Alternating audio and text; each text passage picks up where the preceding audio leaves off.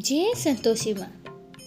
मंगलाचरण सिद्ध सदन सुंदर वंदन, गणनायक महाराज दास आपका हूँ सदा, कीजियो जन के काज। जय शंकर जय गंगाधर, जय जय उमा भवानी, सिया राम कीजिए कृपा, हरि राधा कल्याणी। जय शारदा जय लक्ष्मी, जय जय गुरु दया, देव विप्रे गो सतजन, भारत देश विशाल, चरण कमल गुरु जन के नमन करूं। धीर धरो महाकाल, मोह घर सुख संपत्ति भरो, देख कर शुभ आशीष, मातु शरण हूँ आपकी, दो श्री और संतोष। संत जन के चरण हित, खर्च होय मम कोष।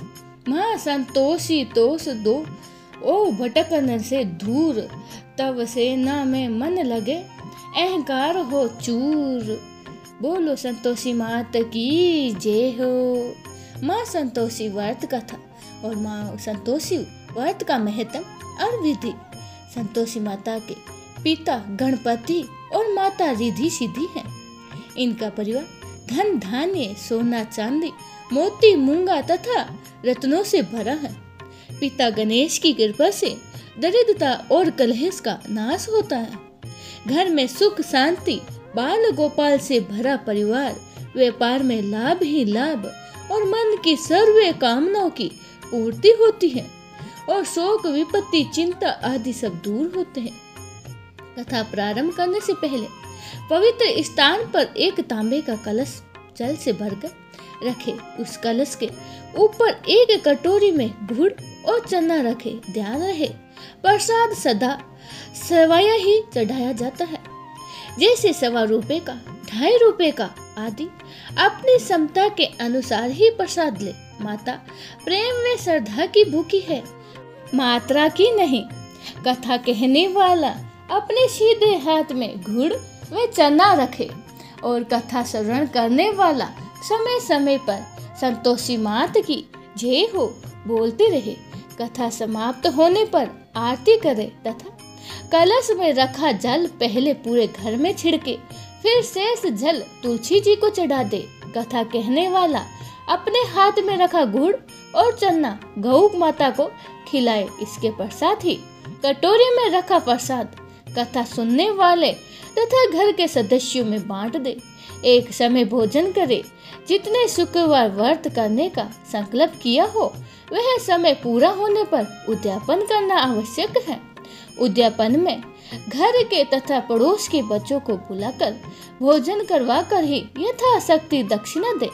इस दिन घर में कोई खटाई का सामान न बनाए। विधि के अनुसार ही व्रत करने से व्रत करताहत की सभी मनोकामनाएं पूर्ण होगी। परिवार में सुख शांति और व्यापार में उन्नति होगी। यह व्रत सर्वोत्तम तथा अत्यधिक सरल है। संतोषी माता की कथा प्रारंभ है। एक बुढ़िया के 7 बेटे थे। 6 बेटे कमाने वाले थे और एक बेटा निकम्मा था। बुढ़िया माँ 6 पुत्रों का जूठा 7वें को देती थी। 7वां पुत्र एक दिन अपनी पत्नी से बोला, देखो मेरी माता का मुझ पर कितना प्रेम है। वह बोली, क्यों नहीं, सबका जूठा बचा हुआ तुमको ही खिलाती है। वह बोला, जब तक आंखों से ना देखूं मान नहीं सकता। पत्नी ने हंसकर कहा, देख लोगे तब तो मान लोगे। कुछ दिन बाद एक त्योहार आया।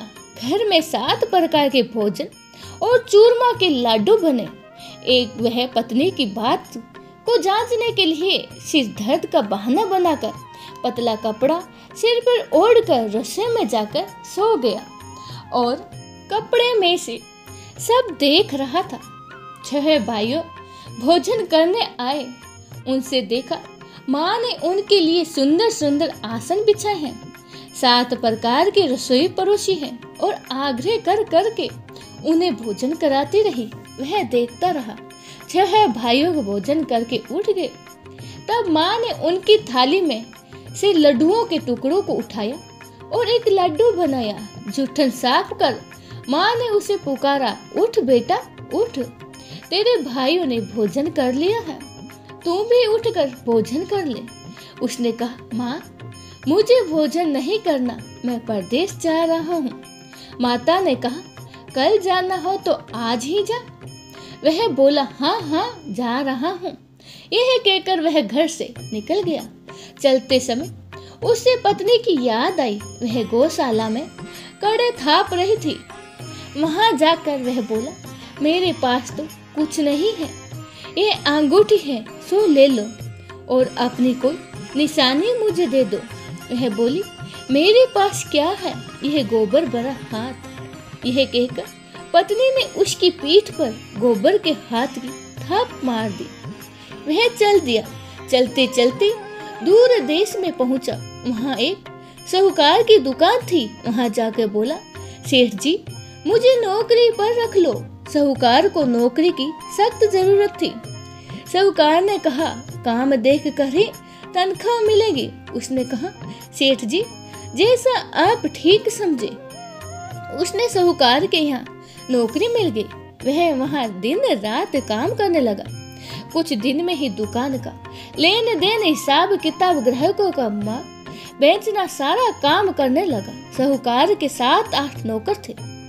वे सब चक्कर खाने लगे, लेकिन उनमें अपनी लगन, परिश्रम और ईमानदारी से सभी को पीछे छोड़ दिया। उसे अपने किए का फल मिला। सेठ ने भी उसका काम देखा और 3 महीने में ही उसे मुनाफे में साझेदारी बना लिया। परिश्रम करते करते 12 वर्ष में ही वह नगर का नामी सेठ बन गया और सेठ अपना सारा कारोबार उस पर छोड़कर बाहर चला गया। इधर उसकी पत्नी पर क्या बीती वह सुने। सास ससुर उसे दुख देने लगे। गृहस्थी का काम करवा कर उसे लकड़ी लेने जंगल में भेजते थे और इस बीच ही घर की रोटियों के आटों से जो भूसी निकलती थी उसकी रोटी बनाकर रख दी जाती थी और फूटे नारियल की नेरी में पानी डालकर दिया करते थे। इस तरह दिन बीत रहे थे। एक दिन वह जब जंगल में लकड़ी लेने जा रही थी, तभी उसे रास्ते में बहुत सी स्त्रियां संतोषी माता का व्रत करती दिखाई दी। वह वहां खड़ी होकर पूछने लगी, बहनों यह तुम किस देवता की व्रत करती हो और इसके करने से क्या फल मिलता है? इस व्रत के करने की क्या विधि है? यदि तुम अपने इस व्रत का विधान मुझे समझाकर कहोगी तो मैं तुम्हारा बड़ा ही एहसान मानूंगी। उनमें से एक स्त्री बोली, सुनो, यह संतोषी माता का व्रत है। इसके करने से निर्धनता, दरिद्रता का नाश होता है और लक्ष्मी आती है। मन की चिंताएं दूर होती हैं। घर में सुख होने से मन को प्रसन्नता और शांति मिलती है। निपुत्री को पुत्र मिलता है और प्रीतम बाहर गया हो तो वह शीघ्र ही लौट आता है। कुंवारी कन्याओं को मन पसंद वर मिलता है। चलता मुकदमा खत्म हो जाता है। कलेश, घर के कलेश और की निवृत्ति होती है। सुख शांति होती है। घर में धन जमा होता है। धन जायदाद का लाभ होता है तथा और भी मन में जो भी कुछ कामना हो सब संतोषी माता की कृपा से पूर्ण हो जाता है। इसमें कोई संदेह नहीं। वह पूछने लगी, यह व्रत कैसे किया जाता है, यह भी बता दो, बड़ी कृपा होगी। वह स्त्री कहने लगी, बिना परेशानी, श्रद्धा और प्रेम से जितना भी बन सके प्रसाद लेना। 5.25 पैसे से 5.25 आने तथा इससे भी ज्यादा शक्ति और भक्ति के अनुसार गुड़ और चने ले।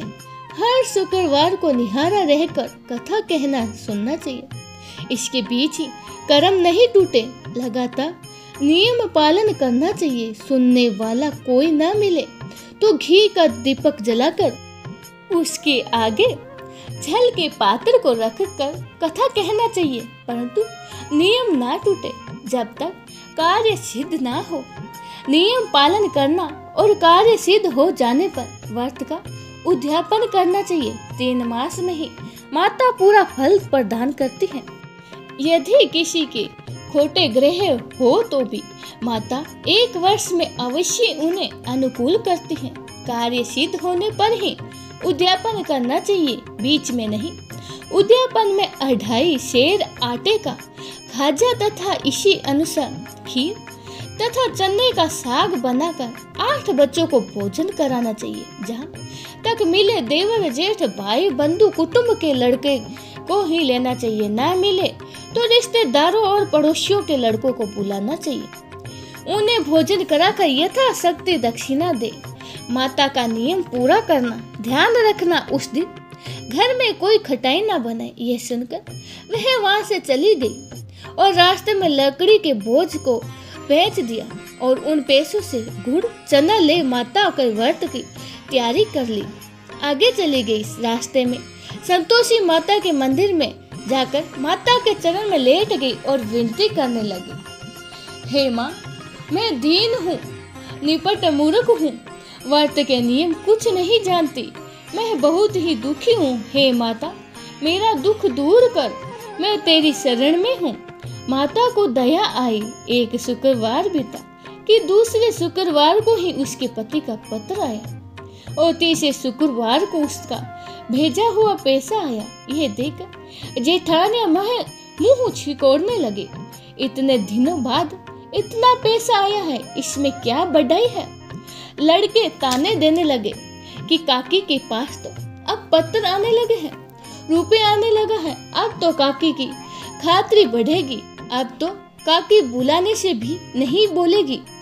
बेचारी सरलता से कहती, भैया पत्र आए, रुपए आए तो हम सब के लिए अच्छा है। ऐसा कहकर आंखों में आंसू भरकर संतोषी माता के मंदिर में जाकर मातेश्वरी के चरणों में गिरकर रोने लगी। माँ, मैंने तुझसे पैसे नहीं मांगा, मुझे पैसे से क्या काम, मुझे तो अपने सुहाग से काम है। मैं तो अपने स्वामी के दर्शन और सेवा मांगती हूँ। तब माता ने प्रसन्न होकर कहा, जा बेटी, तेरा स्वामी जल्दी ही आएगा। ये सुन खुशी से वह बावली होकर वह अपने घर आकर काम करने लगी। संतोषी माँ विचार करने लगी, इस भोली पुत्री से मैंने कह तो दिया कि तेरा पति शीघ्र आएगा, पर आएगा कहाँ से, वह तो इसे सपने में भी याद नहीं करता। उसे इसकी याद दिलाने तो मुझे ही जाना पड़ेगा। संतोषी माता ने उस बुढ़िया के बेटे को सपन में समझाया, पुत्र, तेरी घरवाली कष्ट उठा रही है। वह बोला, हाँ माता, यह तो मुझे भी मालूम है, परंतु क्या करूं, वहाँ कैसे जाऊं, परदेश की बात है, लेने देने का सारा हिसाब किताब है, कोई जाने का रास्ता नजर नहीं आता, आप ही कोई राह दिखाइए कि वहाँ कैसे जाऊं। माँ कहने लगी, सवेरे नहा धोकर संतोषी माता का नाम ले, घी का दीपक जला, दंडवत कर और दुकान पर जाकर बैठ जा। देखते देखते ही तेरा लेन देन चुप जाएगा, जमा माल बिक जाएगा, सांझ होते होते धन का ढेर लग जाएगा। वह अगले दिन सुबह बहुत जल्दी उठा और उसने अपने मित्र बंधुओं को, परिचितों को सपन में माता द्वारा कही बात को सुनाई। वह सब उसकी बात सुनकर उसकी खिल्ली उड़ाने लगे। वह कहने लगा कि कभी कभी सपने की बात भी सच होती है। एक बूढ़ा व्यक्ति बहुत समझदार था। वह बोला, देख भाई, मेरी बात मानो तो इस तरह सच या झूठ कहने के बदले देवता ने जैसे कहा है वैसा ही करना चाहिए। तेरा क्या जाता है। बूढ़े की बात मानकर नहा धोकर उसने संतोषी माता को प्रणाम किया, फिर घी का दीपक जलाकर दुकान पर जा बैठा। शाम तक धन का ढेर लग गया। वह हैरान हुआ, मन में संतोषी माता का नाम लेकर प्रसन्न होकर घर जाने के वास्ते गहना, कपड़ा व सामान खरीदने लगा। सब काम से निपट कर अपने घर को रवाना हुआ। उधर उसकी पत्नी जंगल में ही लकड़ी लेने गई। लौटते वक्त थक जाने के कारण संतोषी माता के मंदिर पर विश्राम करने बैठ गई। यह तो उसका रोज रुकने का स्थान था। धूल उड़ती देख उसने माता से पूछा, हे माता, यह धूल कैसी उड़ रही है। माँ ने कहा, हे पुत्री, तेरा पति आ रहा है, अब तू ऐसा कर, लकड़ियों के 3 बोझ बना, एक नदी के किनारे रख, दूसरे मेरे मंदिर पर और तीसरा अपने सिर पर रख। तेरे पति को लकड़ी का गट्ठा देखकर मोह पैदा होगा। वह वहाँ रुकेगा, नाश्ता पानी बना खाकर माँ से मिलने जाएगा। तू लकड़ी का बोझ उठाकर जाना और बीच चौक में गट्टा डालकर 3 आवाजें जोर से लगाना। लो सासू जी, लकड़ियों का घट्टा लो, भूसी की रोटी दो, नारियल के खोपरे में पानी दो, आज कौन मेहमान आया है। संतोषी माँ की बात सुनकर वह बहुत ही अच्छा माँ कहकर पसंद मन से लकड़ियों के 3 घट्टे बना लिए। एक नदी के तट पर रखा, दूसरा माता के मंदिर पर रखा और इतने में ही मुसाफिर वहां आ पहुंचा। सूखी लकड़ियां देखकर उसकी इच्छा हुई कि अब यहीं विश्राम करें और भोजन खा पी कर ही गांव चले। इस प्रकार भोजन कर विश्राम कर वह अपने गांव में आ गया। उसी समय बहू सिर पर लकड़ी का घट्टा लिया आई। उसने घट्टा आंगन में डाला, जोर से 3 आवाजें दी। लो सासू जी, लकड़ी का गट्टा लो, भूसी की रोटी दो, नारियल के खोपरे में पानी दो, आज कौन मेहमान आया है। ये सुनकर सास ने अपने दिए हुए कष्टों को भुलाने हेतु कहा, बहू तू ऐसा क्यों कहती है, तेरा मालिक ही तो आया है। पेट मीठा भात खाकर कपड़े गहने पे। पत्नी की आवाज सुनकर उसका स्वामी बाहर आया और उसके हाथ में पहनी अंगूठी देखकर व्याकुल हो गया। उसने माँ से पूछा, माँ यह कौन है। माँ बोली, बेटा यह तेरी पत्नी है, आज 12 वर्ष हो गए जब से तू गया है, तब से सारे गांव में जानवर की तरह भटकती फिरती है, काम काज कुछ करती तो है नहीं, 4 समय आकर खा जाती है। अब तुझे देखकर भूसी की रोटी और नारियल के खोपरों में पानी मांगती है। वह बोला, ठीक है माँ, मैंने इसे भी देखा है और तुम्हें भी। अब मुझे दूसरे घर की चाबी दो, मैं उसमें रखूंगा। ठीक है बेटा, जैसे तेरी मर्जी, कहकर माँ ने ताली का गुच्छा दे दिया, बेटे के सामने रख दिया और उसने घर को खोलकर सारा सामान जमा किया। एक दिन मैं वह राजा से महल के जैसा ठाठ बाट बन गया। अब क्या था कि वह सुख भोगने लगी। अगला शुक्रवार आया तो उसने पति से कहा, मुझे माँ संतोषी का उद्यापन करना है। पति बोला, बहुत ही अच्छा, खुशी से कर। वह उद्यापन की तैयारी करने लगी। जेठ के लड़कों को भोजन के लिए कहने गई, उन्होंने मंजूर किया, परंतु पीछे से जेठानी ने अपने बच्चों को सिखाया, देखो रे, भोजन के समय सब लोग खटाई मांगना, जिससे उसका उद्यापन पूरा न हो। लड़के भोजन करने आए, खीर पेट भर खाई, परंतु बात याद आते ही कहने लगे, हमें कुछ खटाई खाने को दो, खीर खाना हमें भाता नहीं, देखकर अरुचित होती है। लड़के उठ खड़े हुए, बोले, पैसे लाओ। भोली बहू कुछ जानती नहीं थी, उसने उन्हें पैसे दे दिए। लड़कों ने बाजार जाकर उन पैसों से इमली खरीद कर खाई। यह देखकर बहू पर माताजी ने क्रोध किया। राजा के दूत उसके पति को पकड़ कर ले गए। जेठ जेठानी मन माने खोटे वचन कहने लगे, लूट लूट कर धन इकट्ठा कर लाया है। सो राजा के दूत उसे पकड़ कर ले गए। अब सब मालूम हो जाएगा जब जेल की रोटी खाएगा। बहू से ये वचन सहन नहीं हुए, वह संतोषी माता के मंदिर गई और कहने लगी, माता तुमने यह क्या किया, हंसा कर क्यों रुलाने लगी हो। माता बोली, पुत्री तुमने मेरा व्रत भंग किया है, इतनी जल्दी सब बातें भूल गई। वह बोली, माता भूली नहीं हूँ, न ही कुछ अपराध किया है, मुझे तो लड़कों ने भूल में ढाल दिया था, मुझे क्षमा करो माँ। माँ बोली, ऐसी भूल भी कहीं होती है। वह बोली, माँ अब भूल नहीं होगी, अब बताओ मेरे पति कैसे आएंगे। माँ बोली, पुत्री जा, तेरे पति तुझे रास्ते में ही आते मिलेंगे। वह मंदिर से निकली, बाहर आई तो रास्ते में उसके अपना पति आता मिला। तो उसने पूछा, कहाँ गए थे। वह बोले, इतना धन कमाया है तो उसका कर राजा ने मांगा था, वह भरने गया था। वह प्रसन्न होकर बोले, भला हुआ, अब घर चलो। फिर अगला शुक्रवार आया, वह बोली, मुझे माता का उद्यापन करना है। पति ने कहा, ठीक है करो। फिर वह जेठ के लड़कों से भोजन करने को कहा।